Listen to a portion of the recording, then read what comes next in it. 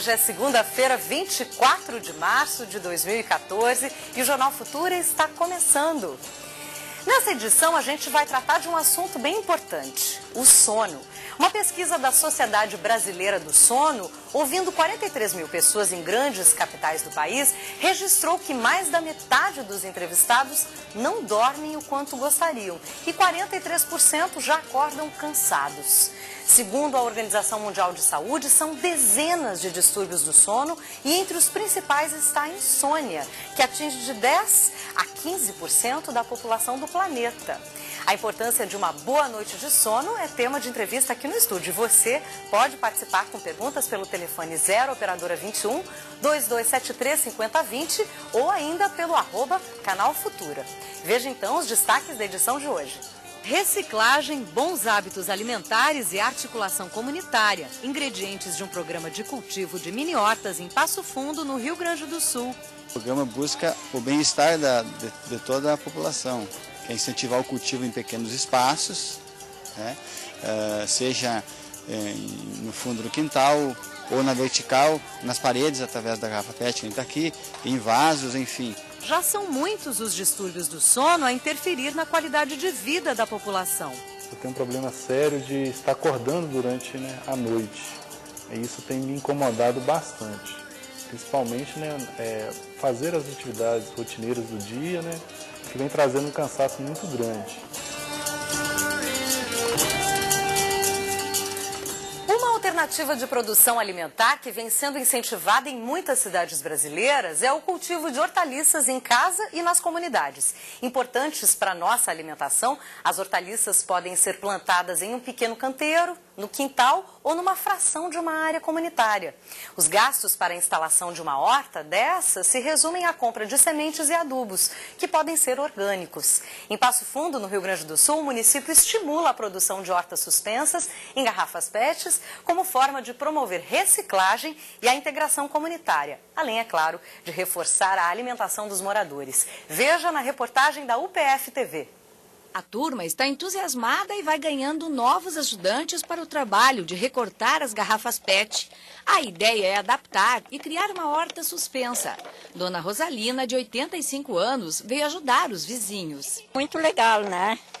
Que é um divertimento para as pessoas, e onde pode ter uma verdura, um tempero, A atividade também motivou as crianças. Tem que furar as coisas e cortar aqui no meio para poder botar a terra e a planta.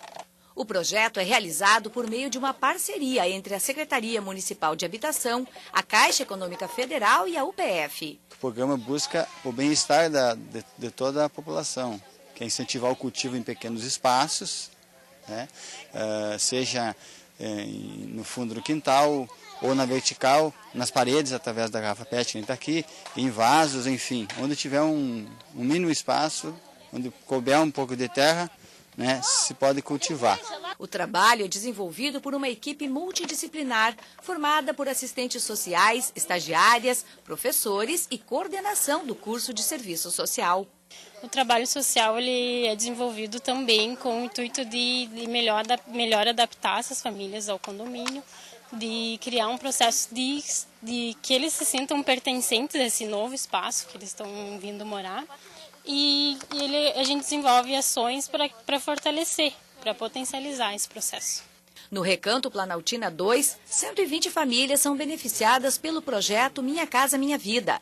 A ideia é viabilizar a inserção desses moradores na nova comunidade e também preparar a comunidade para oferecer os serviços que eles precisam. A ideia do trabalho da horta suspensa é justamente a questão de trazer os moradores para a questão da consciência do descarte do lixo. Com isso a gente vai estar eliminando a quantidade de material colocado, como resíduo descartado. A gente vai estar fazendo também a conscientização deles sobre a questão do plantio, da alimentação saudável, mas o principal foco do projeto é unir os moradores, é trazer eles mais para perto um do outro para que eles possam se apropriar do espaço de moradia, que eles trabalhem coletivamente. Cultivar uma horta não exige muito esforço, basta dedicar um pouco de tempo. Coloca-se a camada de pedra 1 embaixo, ou menor, e depois tu faz uma camada de uma terra com humus, E tu mistura ela e tu planta uma muda de cada lado. Esse procedimento, ele exige um maior cuidado do que uma planta em canteiro. Então, a gente aconselha a molhar a cada 2 dias, né? Conservar a umidade, observando conforme as condições do tempo, né? Se os tempos tiverem um maior calor, é lógico que será exigido que tu molhe mais vezes, né? Para estas pessoas que vivem em apartamentos e têm pouco espaço, a horta comunitária é uma alternativa que pode trazer ótimos resultados. Alface, cebolinha, temperinho verde, muitas coisas. União homoafetiva. Segundo dados do IBGE de 2012, no Brasil existem mais de 60 mil casais homossexuais. E o último avanço na legislação brasileira foi a aprovação da união civil entre pessoas do mesmo sexo no ano passado. Veja no quadro Direito da Gente algumas dúvidas sobre o assunto. O que é uma união homoafetiva? A união homoafetiva é a união vivida por pessoas do mesmo sexo. Existe alguma lei que reconheça a união homoafetiva? Com relação à legislação, nós tivemos algumas leis, até estaduais e municipais, não visando declarar a validade das uniões homoafetivas, e sim alguns direitos decorrentes delas, como, a exemplo, direitos previdenciários. Tá? Mas nós tivemos, sim, uma decisão emblemática e muito alardeada do Supremo Tribunal Federal, na qual o STF foi instado a se manifestar quanto à validade das uniões estáveis homoafetivas. E o STF, então, declarou válida a união estável homoafetiva. Posteriormente, nós tivemos também uma decisão do Superior Tribunal de Justiça, o STJ, não mais quanto às uniões estáveis, e sim quanto ao casamento, ou seja, quanto à possibilidade de se haver o casamento homoafetivo.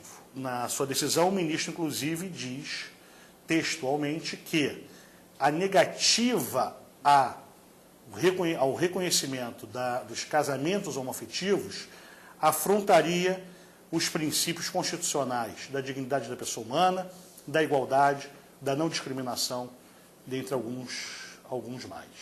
O que um casal homoafetivo tem que fazer para reconhecer sua união estável na justiça? Se houver necessidade do reconhecimento judicial de uma união homoafetiva, em se tratando de uma união estável homoafetiva, deve ser distribuída uma ação de reconhecimento de união estável homoafetiva, como se dá no caso das uniões estáveis heteroafetivas.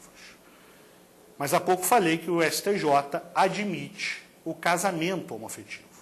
Então, também pode-se, o casal homoafetivo, ele pode pretender a habilitação do casamento, ou pode requerer a conversão da união estável em casamento. Em caso de separação, como acontece a partilha dos bens? No caso das separações de casais homoafetivos, vou aqui dividir. Se esse casal viver em uma união estável, ele vai ingressar em juízo com uma ação de reconhecimento de dissolução de união estável, cumulada com pedido de partilha do patrimônio. E aí, essa partilha obedecerá às regras do regime de bens estabelecidos pelo casal.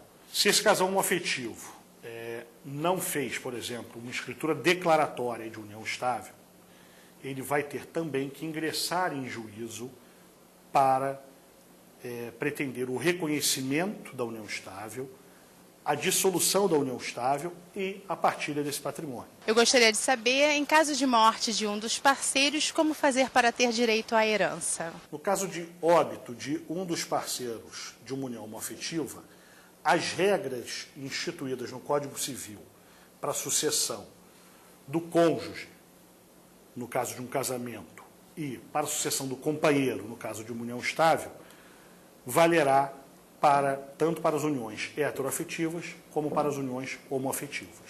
Então, basta seguir o ordenamento esculpido no Código Civil. Que a gente faz agora um rápido intervalo e volta no próximo bloco falando sobre a importância de ter uma boa noite de sono. Até já. Em instantes, já são diversos os problemas com o sono a influir na qualidade de vida das pessoas.